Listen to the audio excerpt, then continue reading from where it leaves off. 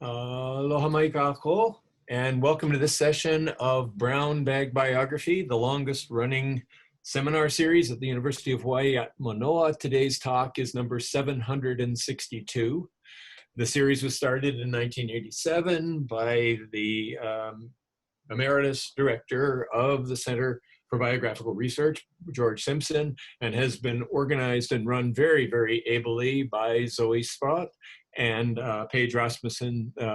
Paige is the managing editor of the journal Biography and the manager of the center, and Zoe is the graduate assistant associated and has done a magnificent job of this. And so I just want to thank both of them for the amount of work that they have put in on this.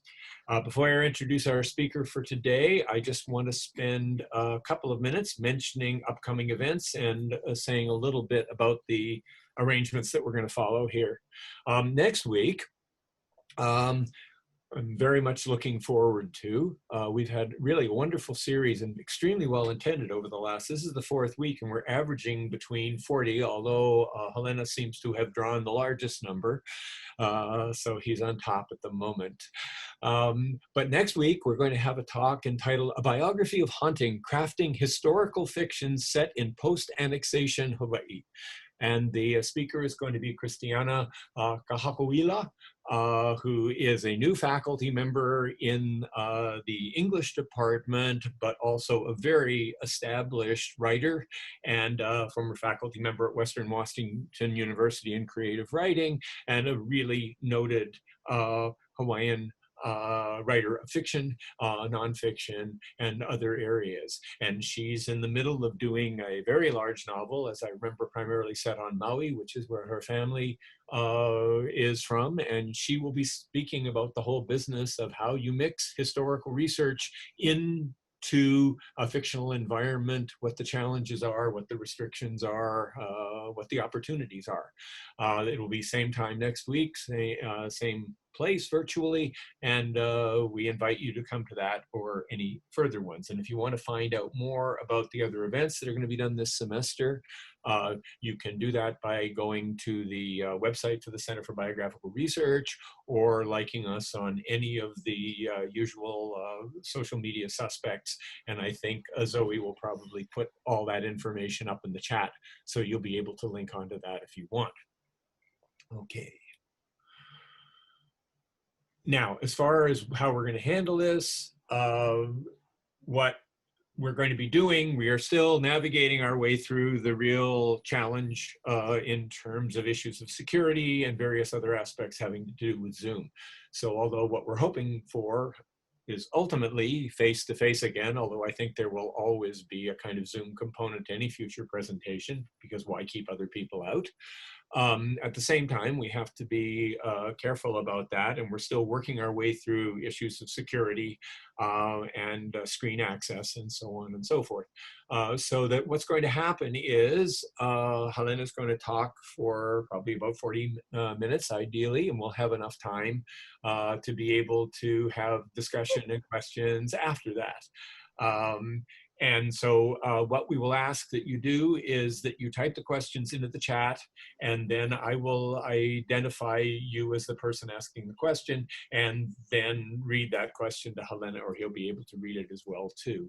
So we'll do it that way until we can be absolutely certain that we can have secure conversations. It doesn't just have to do with security, it also has to do with issues of permissions.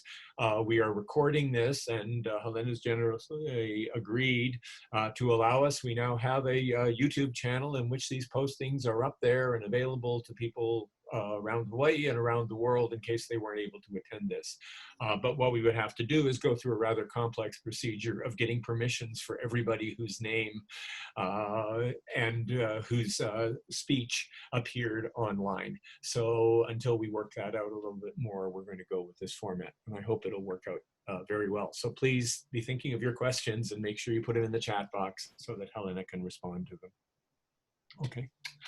Haoli wau ho'olana ya oko I keia haumana ha me kumu I pili ana I ka ho'omau I ka mo'olelo Hawaiʻi pelaku. Ia ho'i o Halena Kapuni-Reynolds. He's going to be speaking today on the topic of roots along Keaukaha's seashore, tidalectic repertoires of place. Now, Halena Kapuni-Reynolds was born on Hawaiʻi Island and raised in the Hawaiian homestead community of Keaukaha and the upper rainforest of Ola. He is currently a doctoral student in museum studies and American studies at the University of Hawaiʻi-Mānoa and serves as the graduate assistant for the Museum Studies Graduate Certificate Program.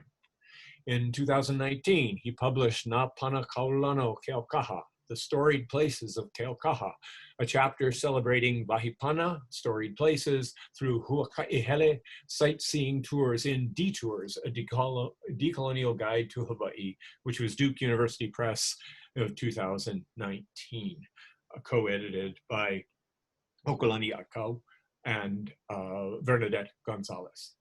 I just want to mention a couple of other things here because I like to try and make the connection between what people are doing very impressively in their own fields and what that might actually have to do with life writing. Because many of the people we invite to speak, the first thing they ask is, well, I don't do biography or I don't do life writing.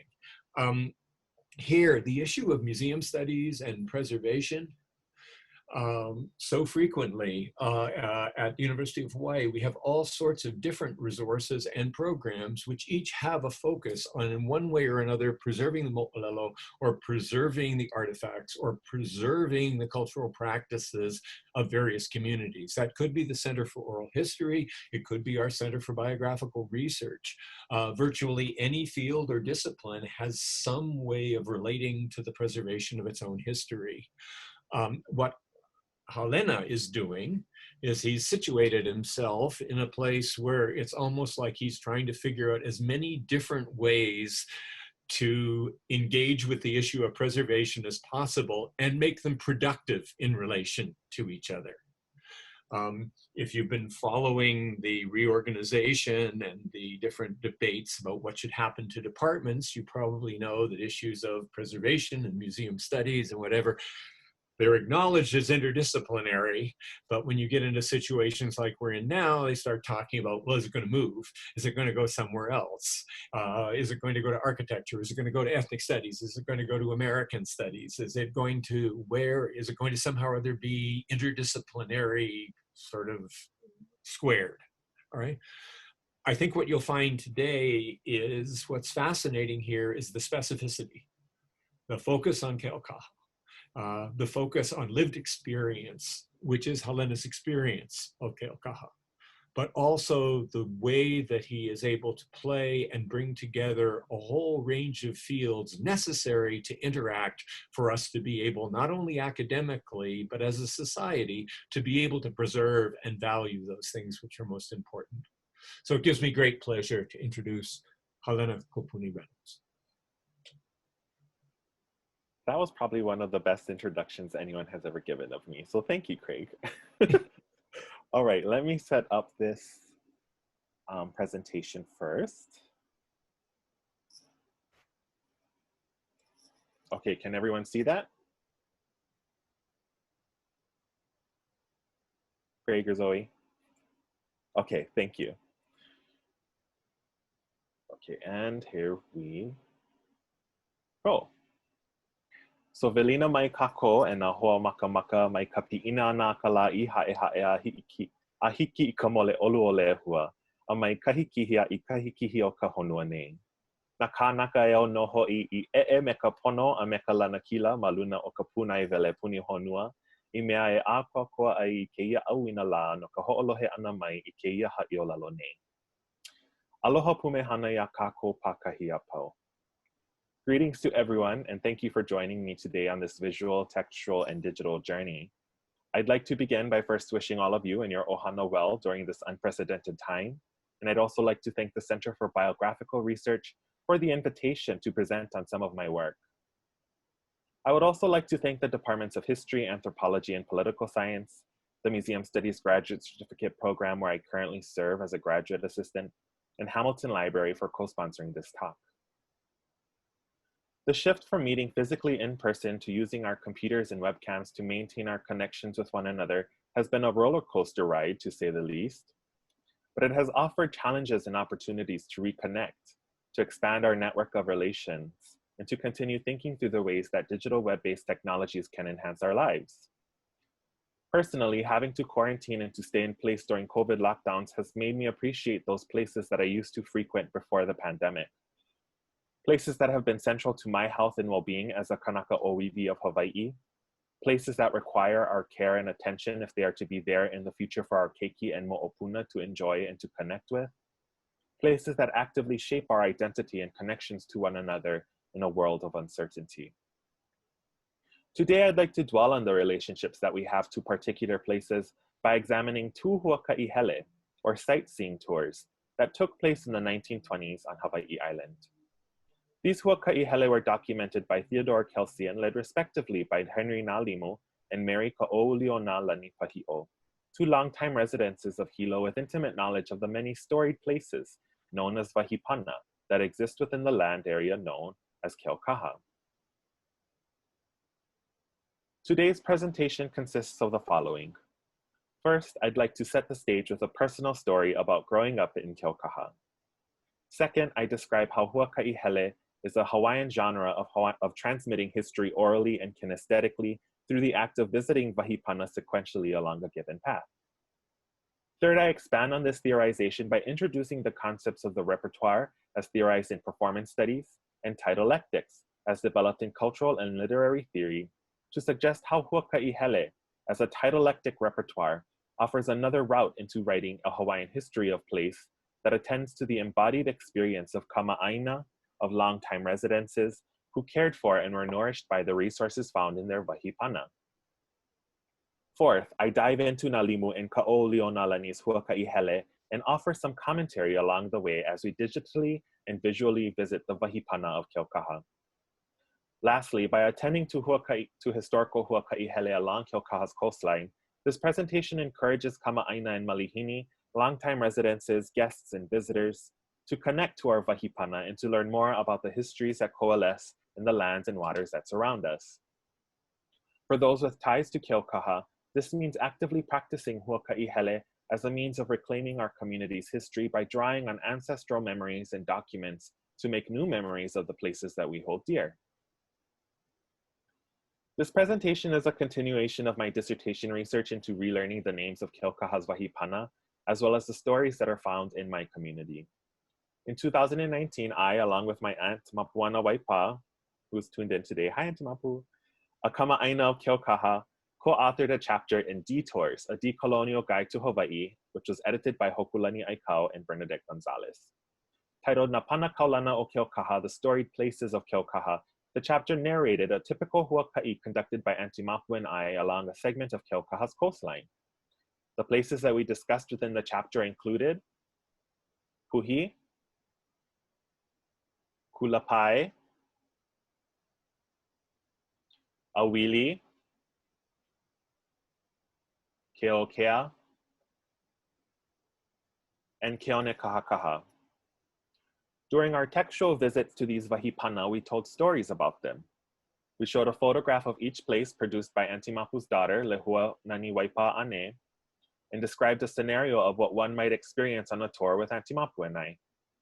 We celebrated our wahipana through a mele wahipana, a song commemorating storied places that I composed years ago to honor these special places, and we briefly discussed environmental issues and the impact of beach park development to the integrity of wahipana in our community. Through this chapter, we engaged with the goals of the Detours project to unsettle settler touristic imaginaries and consumption practices while mapping out a quote-unquote decolonial guide of Hawaii rooted in grassroots and place-based activism. Although we included as much as we could in the chapter given our page limit, there were many other stories and discussions that were left out. So this presentation can thus be seen as an extension of that chapter, allowing us to venture down a particular path of engaging with and learning from our wahipana and those who kept them alive by sharing their memories through huakaʻi hele. No leila e hoʻomaka kako I ke ia huakaʻi hele. Let us begin this sightseeing tour. I'm a firm believer in the ways that childhood experiences permeate our adulthood and the ways that we continue to act in and think about the world. This statement holds true to my experiences as a doctoral student in the field of American Studies, raised in a Hawaiian homestead community, and educated through a Hawaiian language and culture-based public charter school education in Keaukaha. You see, my interest in huakaʻi hele does not just stem from my academic interest in doctoral research. It actually begins much earlier in elementary school. Let me tell you a story. When I was a student at Ke Kula Kaiapuni o Keaukaha, the predecessor to what is now Ka'umeke Ka'eo Public Charter School, I remember going on my first huakaʻi hele along Keaukaha Seashore. I can't quite recall the details like the year it took place, the kumu who organized the huakaʻi, or the chaperones who joined us, but I do remember the experience and the sensations I felt. I remember feeling excited when we left Keaukaha Elementary School on foot, walking north on Baker Avenue under the heat of the sun to reach the cold waters of Puhi Bay. As we approached Puhi, we walked along the gravel and stood near a banyan tree growing along Kalaniana Ole Avenue. Once there, our kumu began to play their ukulele, signaling to her students that we were about to share our ho'okupu, an offering for the wahipana that we were about to venture on. And our ho'okupu was in the song of a mele. The mele was one that we started to learn weeks prior, and it was a mele wahipana written by Hawaiian hula master and educator Edith Kanakaʻole, and simply titled Na Pana Kaulana o Keaukaha, the famed storied places of Keaukaha. Under the banyan tree and looking towards the glistening brackish waters, we began to sing. Na Pana Kaulana o Keaukaha, maika pale kaia ilele iwi. In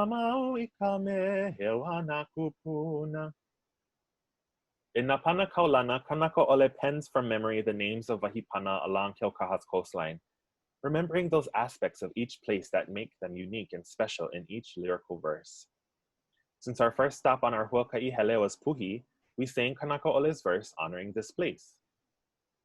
Huli aku ya Puhi, kahi pana heiau o kamano niuhi, o kula pae pai ke kula. As we sang Kanakaʻole's mele, we could see Puhi in front of our eyes. We knew about the heiau dedicated to the mano named Kua that she referred to, and when she named Kula Pai in the mele, we could see its gradually sloping grassy hills in the distance, inviting us to tread to the edge of the water to see out towards the farthest point north of the island that we could see, the point known as Makahana Loa. After performing our mele at Puhi, we waited briefly for a hoʻailona, a sign from the natural world, whether it be in the form of a cloud formation, passing showers, rippling waters, wind-blown treetops, or a manu majestically appearing in front of us, to signal that we were welcomed to Puhi. Once we received our hoʻailona, we dwelled for a while at Puhi, then slowly made our way to Kula Pai and Auwili, singing the corresponding verse at each wahipana. After leaving Auwili, we made our way along the old Keaukaha Road to Keokea, Kokoiki, and Keone Kahakaha, singing to these places their names and stories that we learned through Kanakaʻole's mele. The huakaʻi hele eventually ended at Keone Kahakaha, and we made our way back on foot to campus to continue with our daily lessons. As I grew older and continued my education, many of my kumu made the effort to take their haumana to wahipana across Hawaiʻi Island to learn more about their homeland. Through a Hawaiian charter school education, I was able to witness where the sun first touches the land at Kumukahi. I cleaned ancestral lo'i terraces at Napo'opo in Waipi'o Valley. I traveled to Kohala to visit Kamehameha's place of birth. I slept under the stars, hearing the crashing waves at Kiahialaka in the district of Puna. I stopped at Pu'uhuluhulu in the early morning to offer pule and mele komo, and made my way to the summit of Mauna Kea to visit Waiau and to leave offerings at Kukahau'ula. In school at Keaukaha and in Keaukaha, I learned how to malama aina, to take care of the land at places like Keokea, Kamokuna, and Haleolono. I went to the tide pools at Waiuli and Laihala to learn more about our more than human kin that live in the rocks and crevices in the sea. I played makahiki games at Kulapai with my classmates, sweating in anticipation for the next competition. I woke up before the morning's first light, reciting Mai Mo'oku Auhau and submerging myself in the ice-cold waters of Puhi as part of my high school graduation ceremony. Indeed, and in drawing from the work of settler colonial studies scholar Candice Fujikane, the labor of my kumu to ensure that their haumana became familiar with our wahipana across the island was one way that they taught us to map the abundance of our aina through huakaʻi hele. Such a practice was and remains critical in the care of wahipana and within Hawaiian charter school education because it resists what Fujikane calls the logic of subdivision, which she describes as, quote, a settler structure of drawing red boundary lines around isolated parcels of land, fragmenting wahipana and wahikapu into smaller and smaller isolated abstract spaces, end quote. Furthermore, my kumu taught me of the importance of carefully observing the world around us, especially at wahipana, a practice that requires the ability to remain still, to listen closely, and to use our hands and bodies to feel the soil, the spring water, the ocean, the trees, the wind, and the rocks. Such practices of engaging with the world is what indigenous political scientist Noelani Goodyear Ka'opua calls land-centered literacies, or ways of reading the world that are rooted in aloha aina, broadly defined as love for land and country.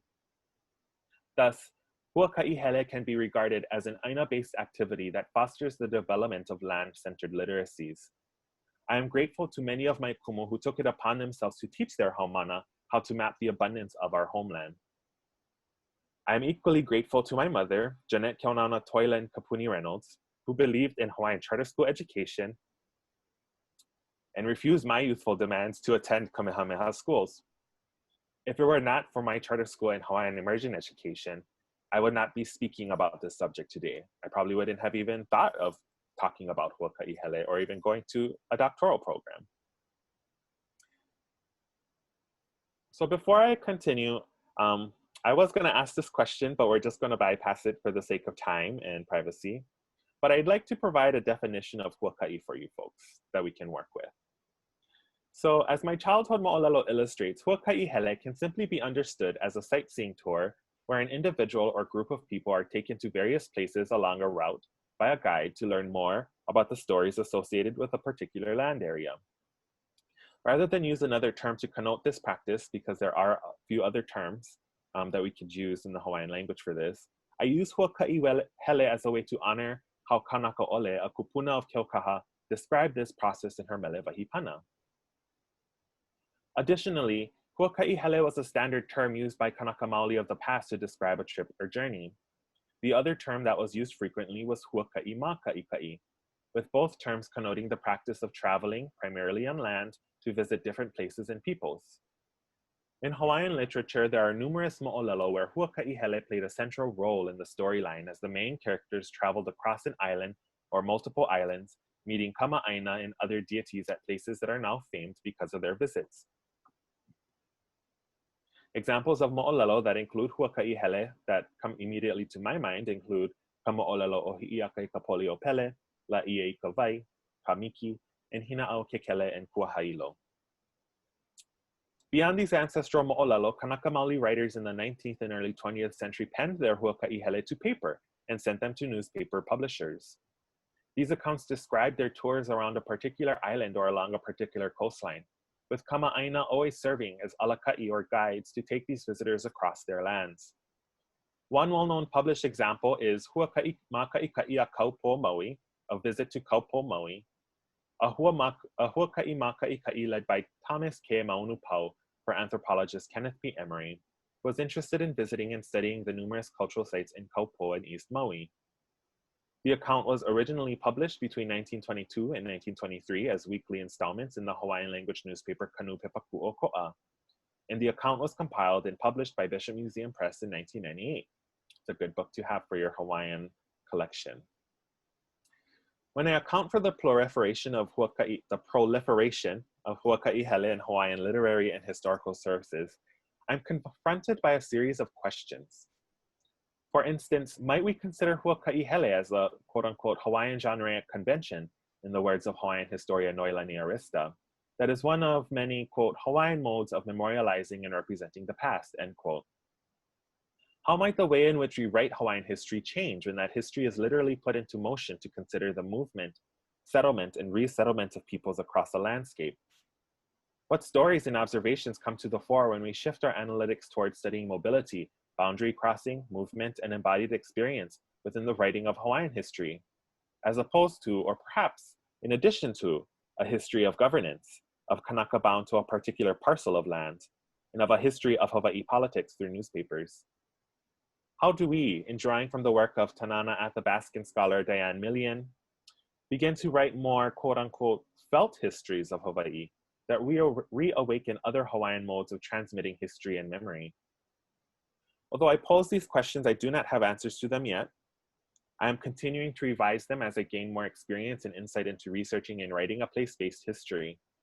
In the meantime, I am suggesting that the genre of huakaʻi hele remains an understudied area within Hawaiian history, one that could aid in writing the revisions of our history that we so desire. As I continue to think through and theorize huakaʻi hele and its relevance for writing about Hawaiian history and politics, I'm drawn to the works of performance studies scholar Diana Taylor and literary scholar Elizabeth Deloughery. I have found each of their theoretical elaborations on the concept of the repertoire and tidalectics to be useful in theorizing huakaʻi hele. To be transparent, I first came across their works in preparation for my qualifying exams in American Studies, which I'm still preparing for. And I am grateful to Dr. Elizabeth Colwell for recommending these texts and for assisting me in developing my archipelagic American Studies reading list. Taylor in The Archive and the Repertoire, Performing Cultural Memory in the Americas, describes the repertoire as a, quote, non-archival system of transfer, end quote, that accounts for the many movements, sounds, gestures, and experiences that are difficult to capture and record through the written word.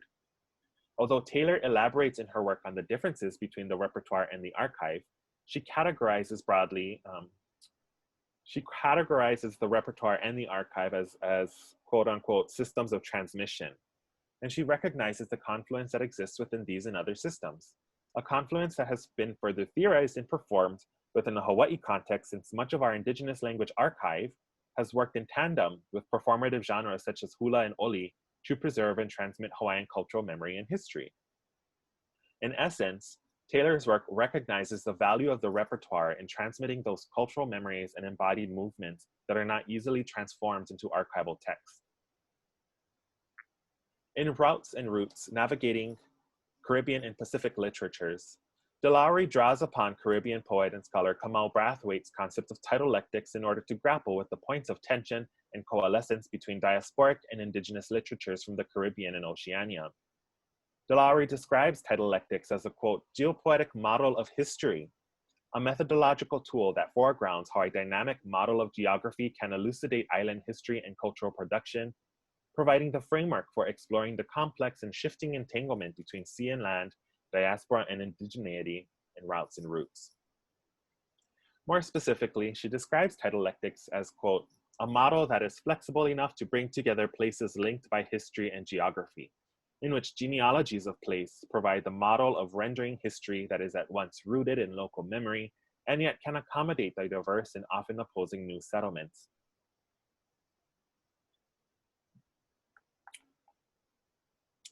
By defining tidalectics in this way, Deloughery aptly captures some of the issues that I hope to examine through my dissertation project. In attempting to write a genealogy of Keaukaha, if we were to use Deloughery's term, I am grappling with many questions centered around how individuals and their families relate to and connect to place. For example, who are the families of Keaukaha prior to the establishment of the Keaukaha Hawaiian homestead community in 1924? Which ohana from the area received or did not receive a lease to homestead in their lands? How did the passage and implementation of the Hawaiian Homelands Commission Act of 1920 shift patterns of Hawaiian settlement and relocation in the early 20th century? Did this act change how we relate to the lands and waters? Did it change how we related to one another within this community? And how did individuals with ties to Keaukaha maintain those relationships even if they weren't awarded a lease and moved away? Are some of those families still here? And lastly, as someone who was raised in Keaukaha with recent genealogical ties to the area, my ties go back 1 to 4 generations. What is my kuleana, my responsibilities to this place and to those who do have older genealogical ties? By weaving together the works of Taylor and Deloughery and putting them in conversation with Goodyear Ka'opua, I am attempting to develop what I call tidalectic repertoires. As I currently define it, tidalectic repertoires aim to find meaning in the movement of bodies in places where the land and sea converge. It offers a model for writing and performing indigenous histories of place that reckon with diasporic movement and mobility, as well as embodied experience of actively reconnecting with ancestral knowledge through multisensorial experience.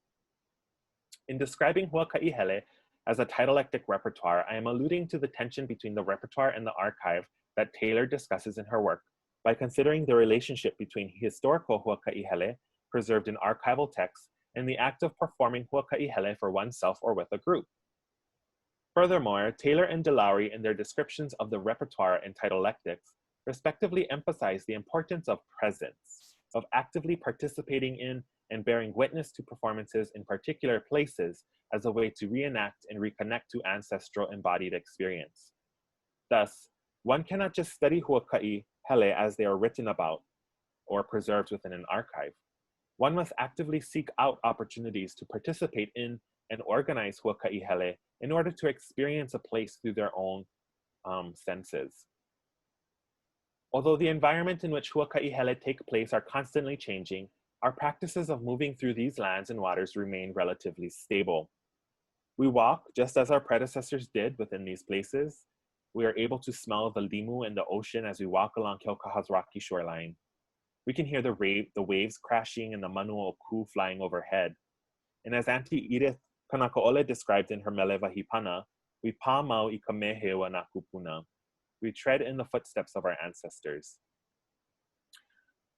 Thus, in addition to analyzing these historical huakaʻi, I continue to organize huakaʻi hele to interact with and to learn from wahipana in Keaukaha. At times, I have brought copies of the huakaʻi hele led by Nālimu and Kaʻōulionālani with me so that I can follow in their footsteps to learn more about the wahipana in my community and to learn more about these individuals and their contributions to the preservation of Keaukaha's history. These are just some images from as evidence of my long-term commitment to huakaʻi hele. So this was in 2011, 9 years ago when I was a very skinny, handsome young man. And in the upper left corner is Auntie Mapu walking through some grass. But this was one of the earlier huakaʻi hele that I organized that I just wanted to share with you folks today. So now let us turn our attention to the huakaʻi hele in question. In the summer of 2019, I scoured through the Theodore Kelsey manuscript collection at the Hawaii State Archives. I knew that if I searched this collection, I might be able to find a list of place names created by Henry Nālimu that I heard about while I was still an undergrad at the University of Hawaii at Hilo. Unfortunately, nobody that I talked to could provide me with the box and file number. Most people just said, oh yeah, there's that list of names at the archives that Nālimu did. You should totally go find them. But nobody could tell me the reference number. And lo and behold, of course, there's no Keaukaha place names folder in the collection, so I had to dig for these documents. The task ahead of me was daunting. Upon receiving the finding aid for the collection, I was astounded to see how much of Kelsey's materials the State Archive stored. Over 23 archival boxes comprising of 540 numbered folders represented a lifetime of work cataloging Hawaiian chants, place names, and practices, corresponding with Hawaiian collaborators and friends like Nālimu, Kaʻōulionālani, and Ke Kahuna, who is pictured here with Kelsey, and presenting on different facets of Hawaiian language and culture at a variety of conferences and special guest lectures. I should add that his collection, his manuscripts and materials are not just at the State Archives, but you can find some work at the Hawaiian Historical Society and Bishop Museum. Oh, luckily, the finding aid helped me to narrow down my search to about 15 folders that might contain the elusive list of names I was looking for. And in those folders, I found correspondence between Kelsey and a few Keaukaha's first homesteaders. But I did not come across Nālimu's list. Finally, I reached folder 487. This was the last folder in my stack. And I finally found what I was looking for. And as you can see, it's labeled Notes, RE, Place Names, Island of Hawaii, Miscellaneous. So amidst a stack of delicate and discolored papers, I came across a four-page document simply titled Hawaiian Place Names, HB Nālimu. The document was most likely produced by Kelsey, who probably received a handwritten copy from Nālimu. Another scenario might be that Nālimu As Nālimu was talking about these places, Kelsey was recording them down. In this document, Nālimu records the numerous inoa aina, or place names, that he memorized over his lifetime. More specifically, the inoa aina that are listed in this document are inoa aina found along the coastline of the ahupua'a of Keaukaha, the largest ahupua'a on Hawaiʻi Island, as well as the ahupua'a that Keaukaha is situated in. Although the papers were initially out of sequence when I viewed them, I've been able to reorganize them as they would have been read and as they were written. Excuse me. Although Nālimu's textual huakaʻi hele is abundant with inoa aina and mo'olelo aina, there is no date to indicate when he put these memories to paper. We do know that Kelsey moved to Hilo in 1918 and lived here until 1927. Thus, it's reasonable to suspect that Nālimu shared these names with Kelsey during this time period. I'm going to do a little bit more work to narrow it down, but I just haven't quite done that yet.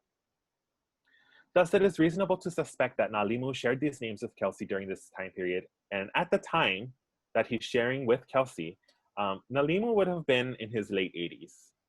For you see, he was born in 1835 in a land area known as Kihalani, which is in the Hamakua district. Nālimu begins his list with Nā'ola'a, a place he describes as being Makaiaku o Keokea. Here, Nālimu uses the directional terms makai to describe where one place is located in relation to another. He also uses mauka in other places throughout the document. I found his usage of these terms intriguing because today, the terms makai and mauka are commonly used to differentiate between things that are found at sea, so that's makai, and things that are found in the uplands, mauka. Having lived in Keaukaha since my childhood, the way that I would orient myself, makai to mauka, would be to kind of face towards Kilauea, which is south of Keaukaha, and to think of that orientation in that way. However, Nālimu is offering us a different way to think about how we can orient ourselves on this landscape. So this picture taken in between Nā'ola'a and Keawehala, another place that Nālimu talks about, is oriented west towards Mauna Kea. And Mauna Loa is in the bushes, but you can't really see it in this picture. Mauka, therefore, in this case, is referencing Mauna Kea and Mauna Loa, the two Mauna that are in clear view in the west beyond Keaukaha. Thus, Nālimu uses Mauka to refer to a place that is west of another place, and Mauka is, and Makai is therefore used to describe a place that is east of another place, which is in the direction of Puna. I hope that made sense. It made sense when I prepared this slide. Spatially, Nā'ola'a is located midway along the Keaukaha coastline near Keone Kahakaha. So why would Nālimu begin at this place to recount the names of the places along Waiakea's coastline as opposed to a place on the eastern or western boundary of the ahupua'a? It seems out of sequence, right? So in his list of names, he states the following about this area. Nā'ola'a, ke la wahi makaiaku o Keokea. Makaiaku o Nā'ola'a ko mākou wahi e mahi aiai I ka uala me ko'u mau mākua. Makaiaku o honohono nui. Hele wau I ka ukula I Lokoaka. And in the margins in the yellow, that's a note that Kelsey inserts. Lokoaka, her grandmother La'iei ka wai. Me ko'u kaikaina. O vai vai ka ukumu, he leo hana pilo a ohe puka mai ka i o kona leo. So my translation of this is Nā'ola'a, that place east of Keokea. East of Nā'ola'a is a place that my parents and I would raise sweet potato. Makai of Honohono Nui. I decided to keep Makai here because if you're there and I ask you where Honohono Nui is, you'd be pointing Mauka. You'd be pointing in that kind of like upper direction, as opposed to something closer on the shoreline. I went to my school at Lokoaka with my younger brother. Vai was the teacher. He had a low, hoarse voice. He could not speak very well. So here we learned that Nālimu grew up in Keaukaha, which is cool for me because I didn't know that until a few nights ago. He begins his list of inoa aina and Nā'ola'a because this was the place that was most familiar to him, a place that he knew off the back of his hand, a place intertwined with his own autobiography. In this brief anecdote, we learn of his parents, of his childhood growing uala at Nā'ola'a, of attending school nearby at Lokoaka, and of his teacher named Vai. It's through Nālimu's account that we're able to pinpoint where this school was. There is a reference of a school in Keaukaha in about the 1850s, but I haven't been, it's taken me I kind of knew where it was, using other sources, but he gives a definitive answer in terms of where the school was. So it's great. Nālimu continues. From Nāʻolaʻa, he provides the boundaries of Waiakea, stating that it goes to the east to Leleʻiwi Point and south up towards Mauna Loa, and ends in the west towards Kalanakama'a Stream above Hilo Town proper. Following this, Nālimu returns to listing the Inoa Aina of Keaukaha, starting again with the Inoa Aina within Honohononui. Honohononui is an ili kupono, a parcel of land reserved for the ali'i due to the abundance of resources in that area. And during the Mahele, Honohononui was claimed and awarded to Victoria Kamamalu, in addition to the ili kupono of Piʻo, which is farther west in the Ahupua'a of Waiakea. In Honohononui, Nālimu provides the name of numerous ponds that are within or adjacent to Lokoaka. They include Hauna, Waiahole, Kionaukapahu, Haleolono, and Kapa'alaho. As he provides the Inoa Aina of these places as elsewhere in his list, Nālimu recalls what he can and what he wants to share. For Kapa'alaho, there's a short explanation of the name, He Ka'eokalaho, something that I'm not going to translate, but for you Hawaiian language speakers, you're welcome, because it's kind of inappropriate, but it's very interesting to know. For Haleolono, he situates it where a Hokele Kepani, a Japanese hotel, once stood. And at Hauna, Kelsey makes a note where he provides Kaʻōulionālani's variation of the name, and she knows this area as Hanauna. And I'll return to this point about these commentaries that are provided in the huakaʻi hele. There are other places where Kelsey inserts various variations and additional names provided by Kaʻōulionālani, but we'll talk about this a little bit later. After listing the names of the ponds located in Honohononui, Nālimu begins to list the names of ponds located in Piʻo. I apologize, hold on. The ponds in Piʻo that he lists include Mohoʻuli, Waiahole, Kalepolepo, and Waiakea. So pictured here is Waiakea Pond. It's a big pond. And Piʻo is, if you know where the Kamehameha statue is in Hilo, and Wailoa State Park, it's that area.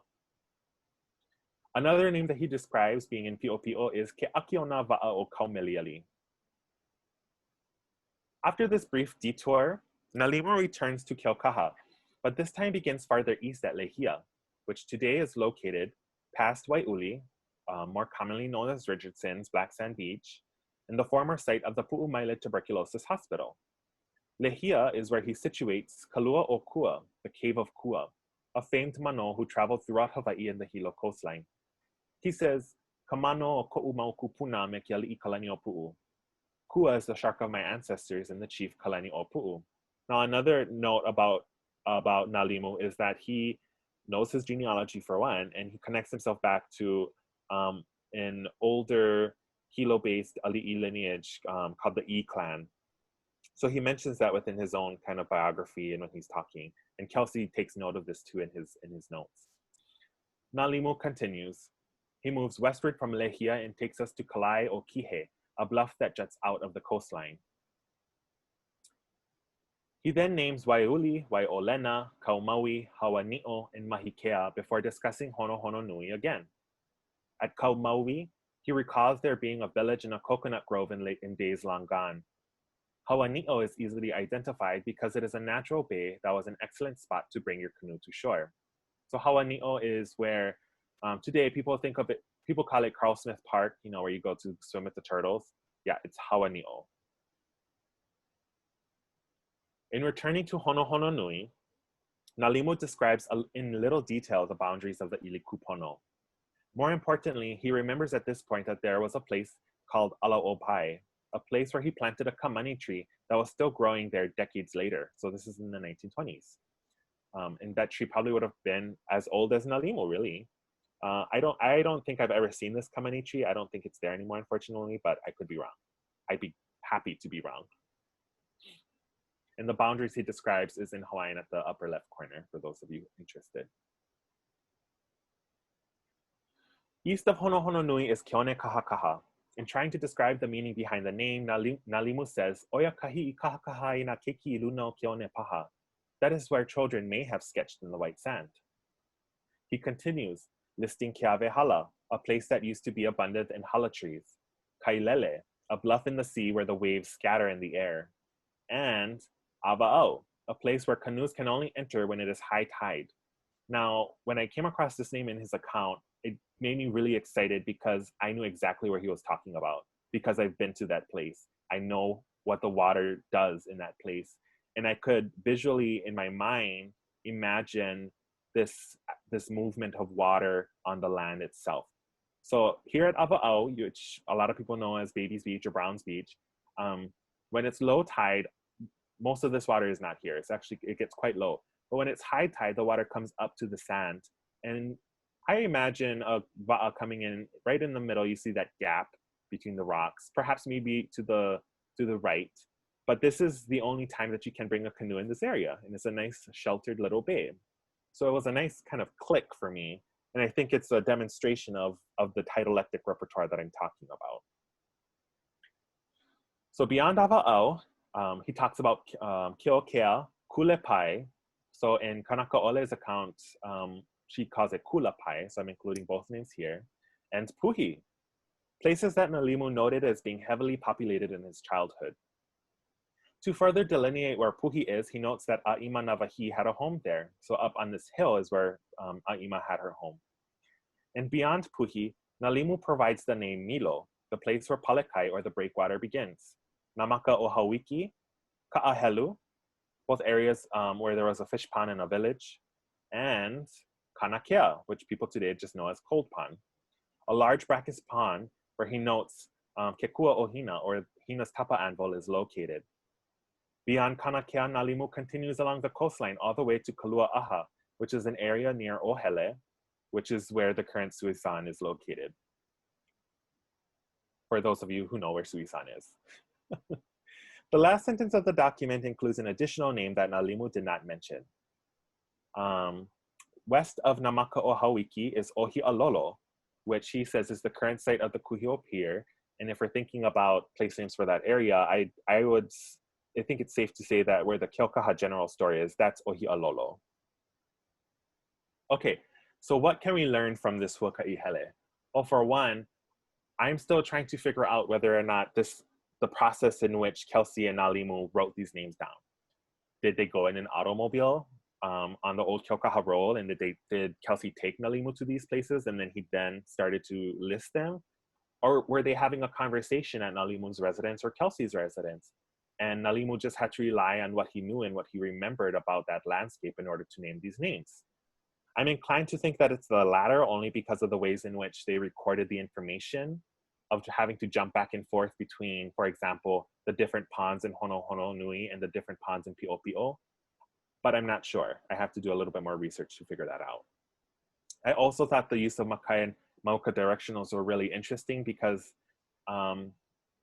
my personal kind of idea or orientation of the place differed from how Nālimu did it, and it offers us a model and some language in terms of how we might talk about Keaukaha places today. When he's recalling these names, as I've mentioned, he mentions names in Pi'opi'o. He doesn't necessarily see them as separate landscapes, but within his own mind and his memory, they're connected. And this is important to note because later in his life, so I'm not giving detailed biographies of these individuals because that in itself is a presentation. But Nālimu, later in his life, he actually had a residence in Pi'opi'o. If you know Hilo, it's kind of where his home used to be, where the Vietnam Memorial is today, which is behind the county building. There's a huge mango tree that's growing there today. So that's where he lived later on as an adult. And so it's not surprising to me that he's talking about these different places because he lived at those places and he traveled those landscapes. He knows the repertoires of those places.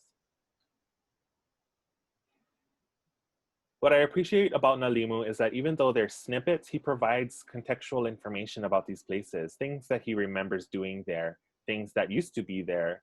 For when he's talking about how Hawani'o or Puhi used to have villages and had a lot of people, that's important for us in Keaukaha to remember, because oftentimes, at least when I used to think of Keaukaha's past, it was always trying to verify whether or not there was actually a lot of people living along this coastline, because at some point, there weren't many families living here, especially in the early 20th century. So to have his verification of the abundance and the population of the area in the 1830s and 1840s and 1850s is reassuring and verifies some of our suspicions in the community about just how much people lived here in the past. And lastly, his Noa Aina are important to remember and to think through, because he's basically listing names that he learned about when he was a child, when he was growing up in the mid 19th century. So these names are quite old if we're thinking about that timeline. All right, so I'm going to talk briefly about Kaʻōulionālani's huakaʻi hele. And this one in particular shocked me when I found it, because I only thought that there was a Nālimu huakaʻi hele. I wasn't anticipating there to be one done with another person. Now, Kaʻōulionālani, in Kelsey's notes, he calls her the queen of leis of Hilo, and he identifies her as one of his expert informants. She shared with him a lot of information. This huakaʻi hele in particular is not just about Keaukaha, but she's actually taking him to different places in Waiakea, in Pahiʻo, and telling him the place names that she's familiar with. Now, it's interesting to note too that this huakaʻi hele, they start off in the Suisan area in Ohele and in Pahiʻo, and she's sharing all these names, and they're in the automobile, which I thought was fun to know.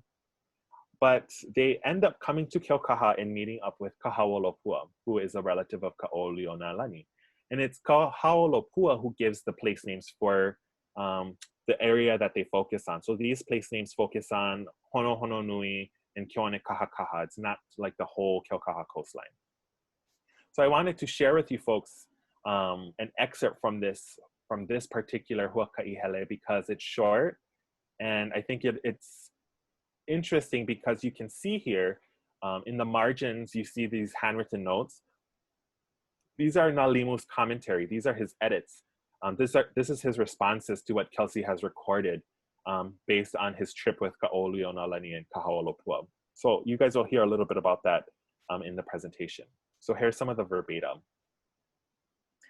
We now started for the house of Kahauolopua at Keaukaha. The place where he lives is Kaʻiolewai. It's so called, he says, because a rat got into a calabash of potato poi, which is left to sour for 3 days and was drowned. This incident happened in the time of his father and other relatives. He says that Keaukaha was so called because only potato was raised there, and that fish was exchanged for poi with Hilo Paliku. Hilo Paliku is a land area west of downtown Hilo. It's basically the part where it's cliffside. Keokea was named, he stated, because white hala, and in brackets, Kelsey says, hala keokeo, kea also means white, was made into leis and given by one sex to the other. These gifts were termed o, just as luncheon is called o. The fruit of the hala keokeo is light yellow. Lokoaka should be lokowaka, as I also heard from H. Nālimu and Kaʻouli, named for the grandmother of Laʻiai Kawai. And at this point, Nālimu adds a comment. He says, o kahiva ka inoa kahiko, and he's referencing Kaʻiolewai. So because of this, oh wait, I'll hold off. So back to the verbatim. After taking some snaps of the family, the three of us set out in the auto for Lokoaka. Waiahole, in brackets, Nuina Ahole Hole, there's plenty of Ahole Hole, was a lake in front of Kahauolopua's. So this helps us to situate where Kahauolopua is and where Kaʻiolewai is. So it's kind of in the area where these ponds are. And so they continue. Kahiva, and in brackets, Niu Hiva Malaila Ikeia Manava, there is the variety of coconut called hiva that grows there now, was a lowland on the right. Kapu'u Pili, or Pili Grass Hill in brackets, with a lake of the same name, out of sight, came next. A garage is at its further boundary. Pu'uo Kamali'i, school children played there. Princess Pauahi Bishop's land, low and rough. And here, Nālimu adds a really long, kind of lengthy editorial. He says, o hono hono nui ka aina o pihopa, aole o pu'uo Kamali'i, Nālimu. Makaya ko kahiva o na o la'a. Makaya ko na o la'a o keone kahakaha. Makaya ko keone kahakaha o hono hono nui. Makaya ko ia wahi he wahi o ka ule kahe. O ala puhi makaya ko keone kahakaha O makai aku o kaʻule kahe oia o kaupo, he awa pai wa'a. Mauka e oia ava o haleolono, he loko. So I'm not going to translate here, but it's interesting to note that here again, we see this repertoire, this listing of names that is within his mind that he memorized through his experiences. And he's doing the same thing that he did within his huakaʻi hele, using makai and mauka to delineate where these places are. Now it's interesting to me, and I try to imagine how he said this. I imagine him as kind of as a curmudgeon of sorts at this age, where he's listening to Kelsey recall this huakaʻi hele, and he's like, that's not what it is. This is what it is. Okay, so back to the verbatim. Waiaka, shadow water. He ulu ulu malaila, there is an ulu grove. O waia hole helokoi a malaila. A ditch is the boundary on the far side. Here Nālimu adds, a ole waiaka malaila. Waiaka is not there. Nālimu. So back to the verbatim. Moku ulu, on the left of waiaka. Kaʻule kahe, kahe kaʻūleona keiki malaila is makai by the beach. There is good swimming here. Nālimu adds again. Aya mauka aku o kaʻule kahe, aya malaila o moku ulu, he aina kauhale. So mauka of kaʻule kahe is where moku ulu is, and it is a land where there used to be a village. So the verbatim continues. Kapa'alaho, malo, a lake-ending land of bishop. Kiono kapahu, which in the brackets is a place of excrement of chief, a lake beyond. And this is one of my favorite spots. Papakahakaha, a stretch of pahoihoi marked with names where there used to be a school of 100 or so pupils attended by Nālimu. The building was of cane leaves, the rocks were covered with moena. And Nālimu adds here, o lokoaka ka inoa nui o ia wahi, a ole o ka papakahakaha kahi o ka hale kula. So he says Lokoaka is kind of the broader name for the area, but Kapapakahakaha is not where the school was. Now, when I read this description of Papakahakaha, it clicked. Recently, it was a few months ago where I came to this spot, which I know as Kaupo, this kind of Pahoihoi area. And I've, for someone who has lived here for so long, I actually never came out and walked over here. But when I did, I came across these names carved in the rocks. Now you can tell some of these names are quite recent, but the name that you see in the middle, the one that we can barely make out, that is one that was made historically much, much longer ago. And so I wondered if there was a place name for this place, because I didn't know if there was a place name at that time. I didn't even know what the history was. But in reading this huakaʻi hele that Kaʻōulionālani did, I realized where they were talking about, because it's still there. Surprisingly, right? And so this was such an excellent example of the ways in which the repertoire in itself, when we're thinking of huakaʻi hele and this transference that happens between huakaʻi hele in the past and what we do today, it's because I went to this place, it's because I know this coastline, it's because of visiting and seeing the same places that they talk about that I'm able to draw on and recognize where they're talking about in the huakaʻi hele. So back to the verbatim. Looking across Lokoaka, we saw a coconut tree near which in about 2 fathoms of water is a long, broad stone called waka in a hole named Laie Ikawai. If you don't touch the stone with your hand, you don't know Lokoaka. Nālimu adds, Aole lohe o Nālimu. Or this is a Kelsey note. He says, Nālimu did not hear of this. So this is quite interesting to see that Kahawalopua is like, yeah, there's a rock there, you should totally touch it. And Nālimu's like, I've never heard of this. So back to the verbatim. When it rained, we sat in the car. I was told that the shower, which Kahawalopua thought might be of considerable length because there was no wind, I was told that this was the way the kūpuna said thank you for recording the place names. I'm going to return to this note later.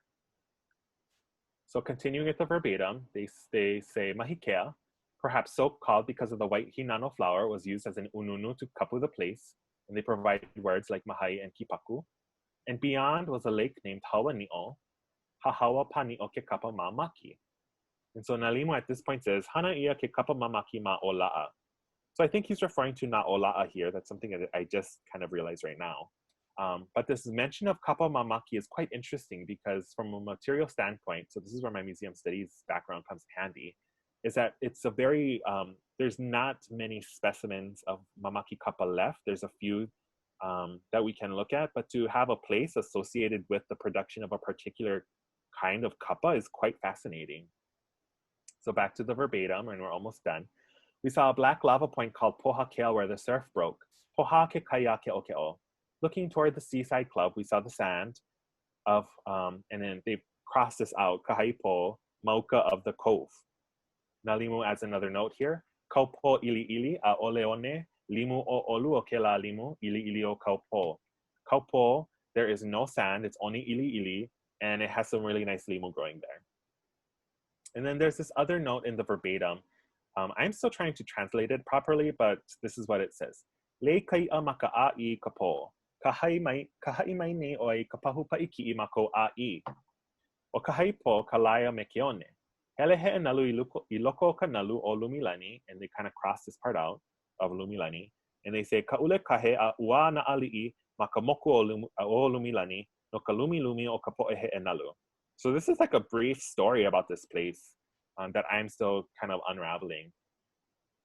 And so after this, Nālimu adds a commentary. He says, Mahikea, he loko kai e pili ana I ke kai. Makai aku o mahikea o hawani'o, he ava pa va'a.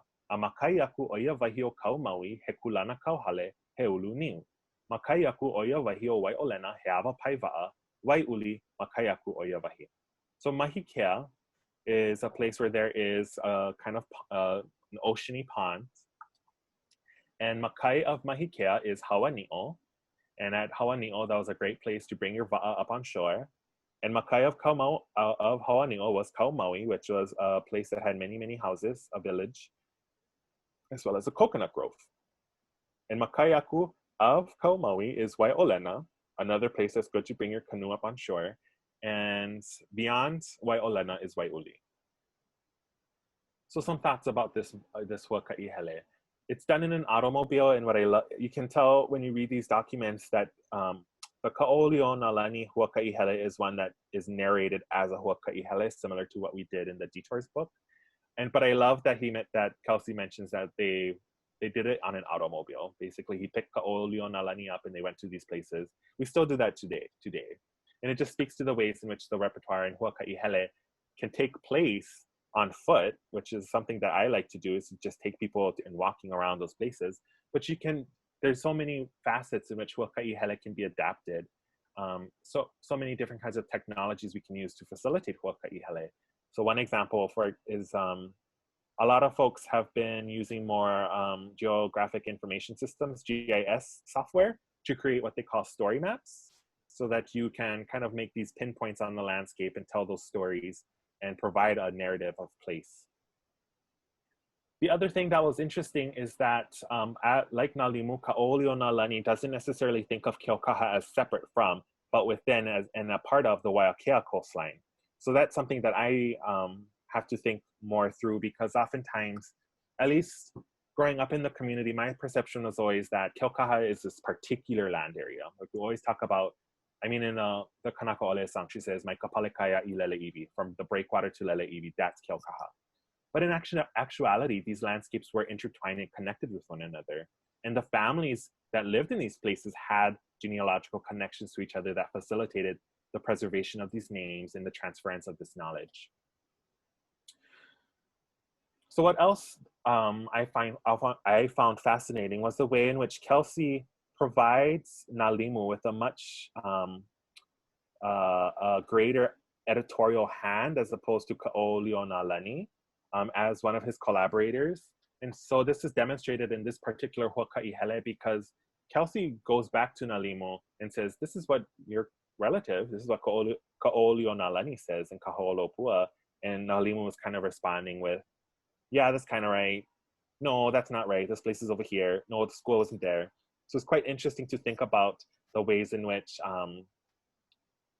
choices around who has the authority to record these names and to kind of know the quote unquote accurate location. But what I also think, rather than trying to say that one or the other was wrong, I like to think of Kaho'olopua and Nālimu's remembrance of these Inoa Aina as something that we can both remember. Place names do not have to just be about literally like one place, but they can be thought of broadly as encompassing an area. And I think what they do is they beautifully capture how we remember place names differently. remember where they are based on our experiences there, on, you know, growing up there, going there to the beach, what our kūpuna told us. And so there's going to be these kinds of variations. And I don't think it's our job to try to say this kūpuna was wrong over the other. I think what we should be doing is just being inclusive as much as possible about these varying viewpoints when it comes to preserving our community's history. So to conclude, I just wanted to bring us back to this idea of the tidalectic repertoire, because this is why those two particular terms are not desirable, but they fascinate me, and they allow me to think through and to talk about the relevance of huakaʻi hele in a way that isn't just, well, huakaʻi hele is a sightseeing tour along the shoreline. Yes, but there's this element of the importance of trying to convey the relevance of doing these things in a way that demonstrates that the things that we do as kids, the things that we do today, things like huakaʻi hele, which sometimes we might just seem as frivolous or unnecessary, are actually traditions and practices that can be rooted in a much more rigorous academic theoretical kind of discussion. And that's one of the things I'm trying to demonstrate through this work, is that as I've mentioned in my Kamaliʻi story, my childhood story, like, these are skills that I learned as a child that only now I'm starting to have the opportunity to reflect on how important they are for my own academic kind of trajectory and what I want to do as a scholar. But the other thing that it's important to know is that huakaʻi hele is so important for instilling within our keiki the abundance of our places, the stories that you can find there. I hope by taking you through this visual huakaʻi that I've in some way enticed you and excited you to come to visit these places with us, because that's what our places are there for. They're meant to be cherished, they're meant to be told about, they're meant to be storied in many, many ways. I love when Kelsey makes this note about kahaolopua, and I'm sure it was just kind of like a tongue-in-cheek, like, oh yeah, the kūpuna says thank you. But for me, that's such an affirmation of what my kumu taught me about hoʻailona, about reading the natural world for those signs of affirmation that we're supposed to be doing this work, that we are in the right, we are pono with the kind of research that we do in place. And so I just wanted to bring it up here as a way to tie everything together, and to allude back to these repertoires of knowledge and transmission that I've been talking about throughout this whole presentation. So thank you so much for joining us on this huakaʻi hele. I hope you had a lot. I hope you learned a lot. I hope it was enjoyable. I hope you enjoyed learning this repertoire with me. So mahalo.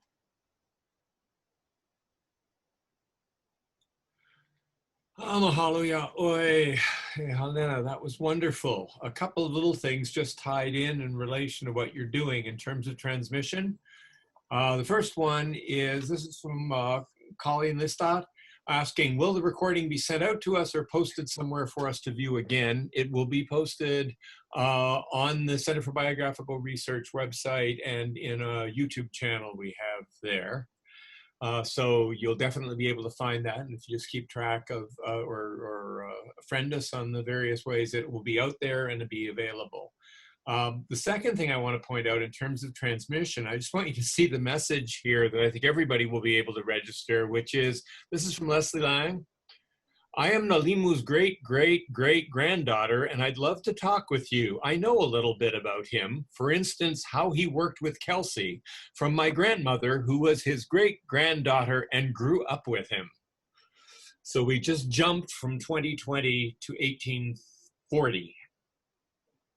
Yes, aloha, Leslie. I think we've met a few years ago back with the Wahi Kūpuna program when we had it in POPO, but thank you so much for your comment and willingness to talk.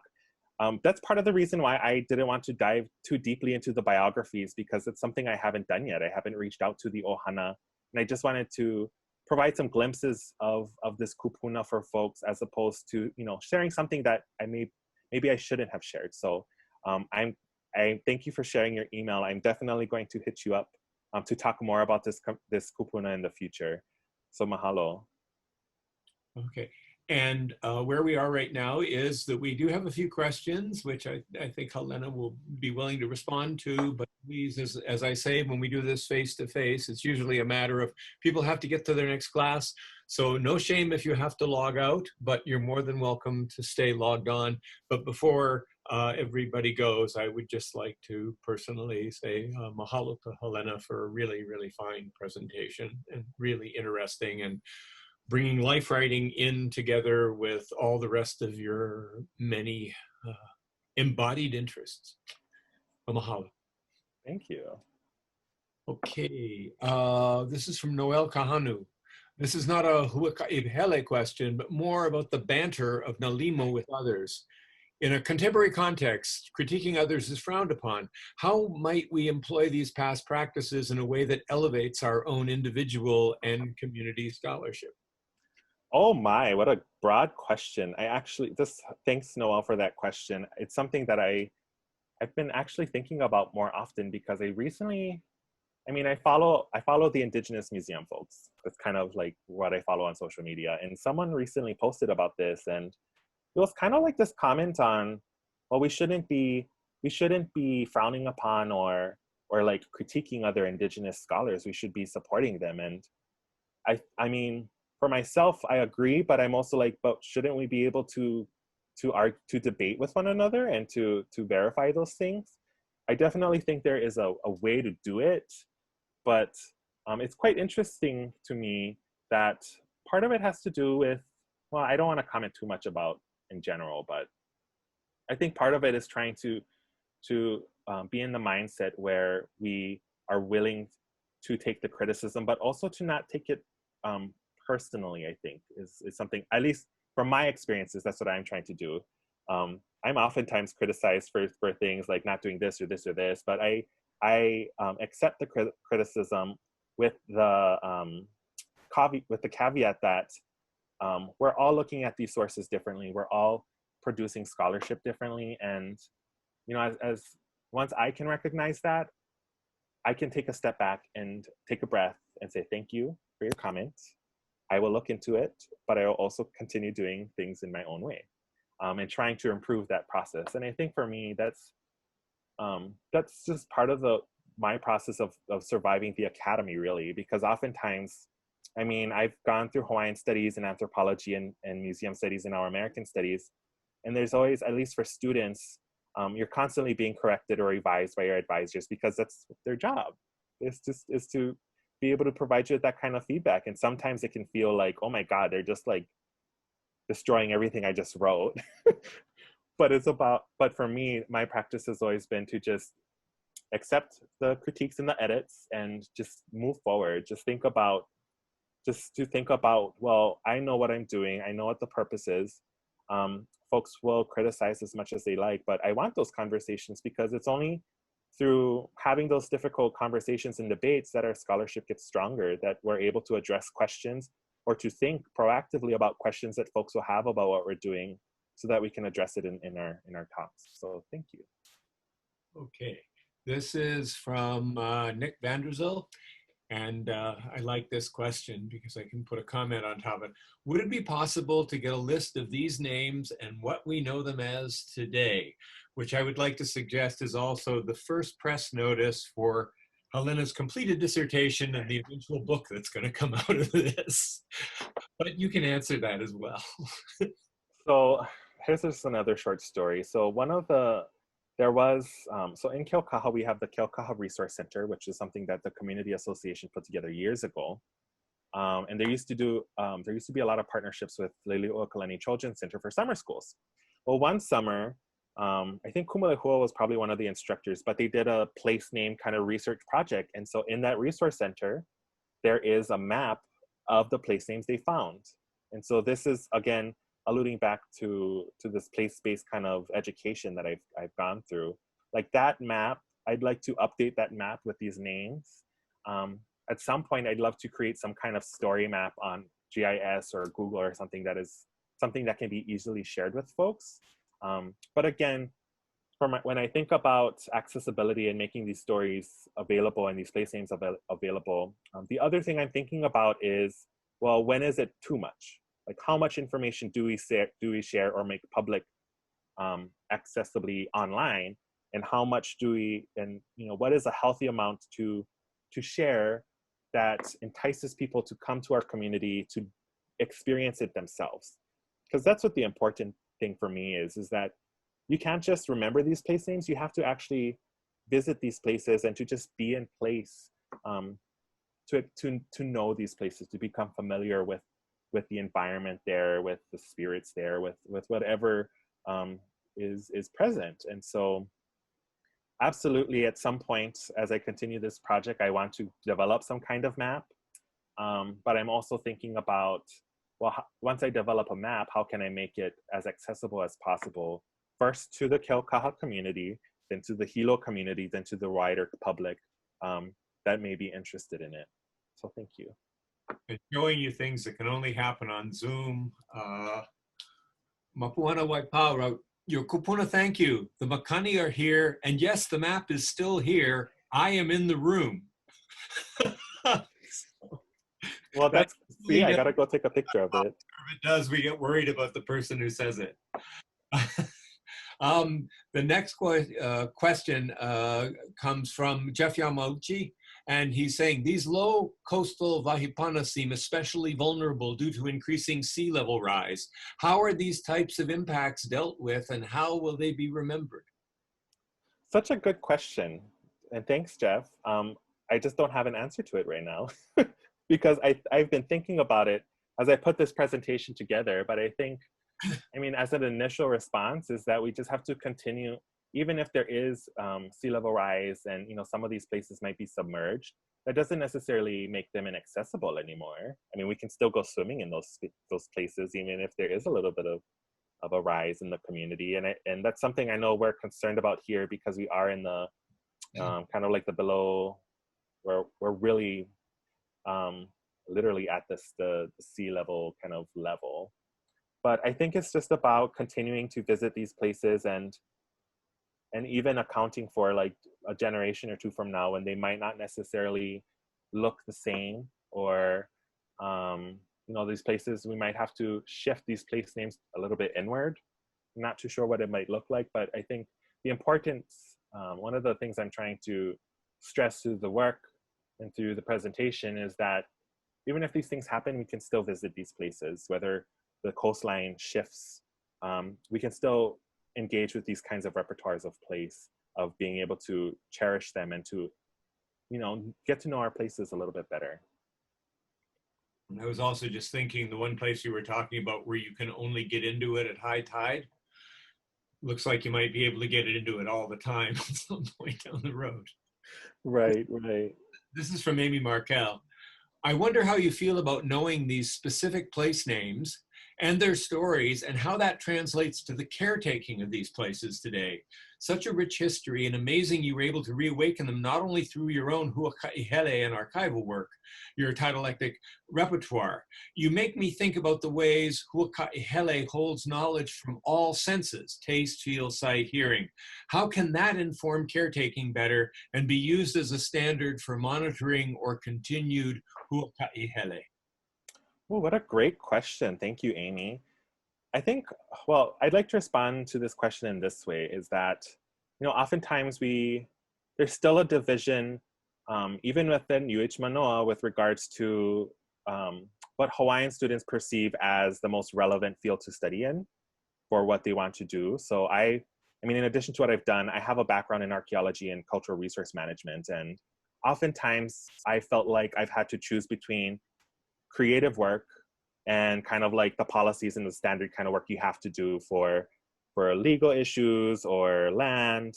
But I'm trying to find a middle ground because, one of the special things about Aina Place education is that there's so much work with regards to managing the natural resources and the science behind it.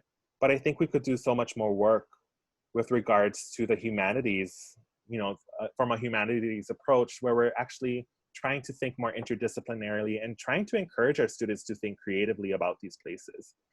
I think that for myself, that's something I'd love to work more on. It is how do you create an experience? Again, this is my museum studies background because I'm always fascinated with this. How do you create an experience that instills within those who work in these places the kids that we take to these places, how do you instill within that sense that, wow, this is a special place, I need to come back here and I need to take care of it. And it's not just telling them you have to take care of it. Like, it's part of how do you introduce them to a place? You know, how do you have them engaging with the place? Are they just there as free labor because you need the help? Like, how do we create these experiences so that it's much more enriching for those who want to be more involved, and to provide different channels of maintaining that kind of access in those kinds of experiences? So that's what I think about, is that it's continuing the natural resource management side of things, but also creating that space where, you know, we are embracing these more creative research approaches and really trying to validate the ways in which our students are thinking about their connections to place. I think oftentimes, like, there's a sense that there's only one way of doing things, and really, at least for our school age kids, like, my belief is that we just need to encourage whatever, like, if they're thinking in one way, we should try to figure out how to encourage each of them to pursue what they want to do. So it's a complicated kind of project, but I think it's one that's worthy of exploring. Okay. And from that macro response, let's go to a micro question. This is from Lilia? Lynn Elia. Lynn Elia. Why do you think the Nālimu papers were out of order? Oh, well, I like that. I like this kind of practice-based question. So the Kelsey collection is a really heavily visited collection at the archives. And in the presentation, I didn't like go in detail about the collection itself, but many people have gone through his papers, have probably gone to that particular folder. And so over time, the archives are there to preserve the documents, but they're not going to go through every folder to try to make sure that things are together. But as long as the documents that are supposed to be a set, like, they try their best to make sure that they stay as a set. It's not true for everything. Sometimes, you know, there's actually a second like place name folder of Nālimu stuff that is about, I think he talks more about Waiakea, but there's also another neat huakaʻi hele that he does along Kilauea Avenue going up to the Kilauea. And so that's another one I'd love to be able to look at more, because these are places that I don't think anybody really uses the names anymore, because they're along the side of a road that's, you know, now it's just a bunch of houses. So it would be fascinating to try to bring some of those names back too. But thank you, Lynn, for the question. Okay, then. Unless there's anybody who would like to put a last question in. Do you know a local bookstore that would carry detours so we don't have to support Amazon? That's from Nick Vanderzim. Well, it depends on, well, I don't know. I guess you could call the bookstores. I know Namea Hawaii probably has one that's on Oahu. I think basically Books in Hilo has it. I'd have to go and check, but really, I mean, the best way to do it is just to search on Google for local bookstores, and you just give them a call. And if they don't have it, you can tell them, well, you should probably buy some, and I will buy one from you. And a commentary more. This is from, who is this from? I should know. BNM. I'm not sure, but they can share their name in the... Love the work you're doing. Oh, it's Brandy. Oh, Branding a lot. Okay, I got it. All right. Love the work you're doing. Hele also seems to emphasize a methodological approach to doing aina-based research that requires us to ikemaka, looking for archival ikemaka accounts, but also going to these places, spending time there, and seeing for ourselves. More a comment than a question, but I'll take it.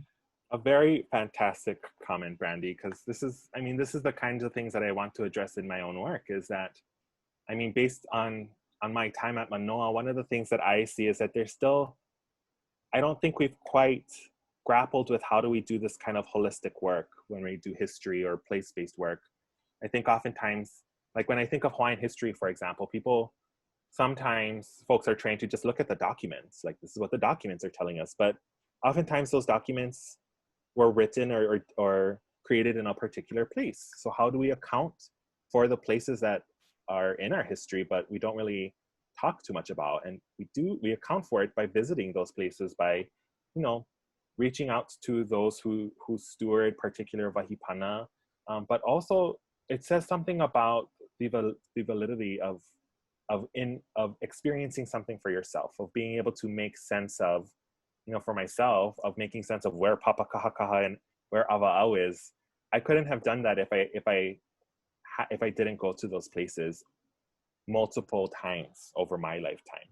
It's just impossible to do that, because then you're not familiar with the landscape. And I think part of that push for myself comes from my archaeology background, because we're trained as archaeologists to be able to read the landscape in particular ways, to identify sites, to identify like where certain wahipana were, to see the remnants of a place physically. And so in some ways, it's me trying to bridge all of my interests into something that will be meaningful at the end of the day for myself, but also my community. Okay, I would urge Halena to, one of the other things I never anticipated with Zoom is that when you do a presentation, you get immediate written reviews of the presentation. They're all good, so make sure you read through all the chat before it disappears. And I'd just like to ask everybody, and many people have hung out, we still have more than 40 people here, but if there aren't any more questions, I'd like to thank you for all participating. I'd like to urge you to see other presentations that we're going to be doing down the road. I'm especially looking forward to next week's. And with that, I would just say hui hou and mahalo ya o e Halena. Thanks everyone for joining and staying on so long. I know I talked long, but this was fun. And thank you again for the invitation. Okay. Hui hou. Aloha no.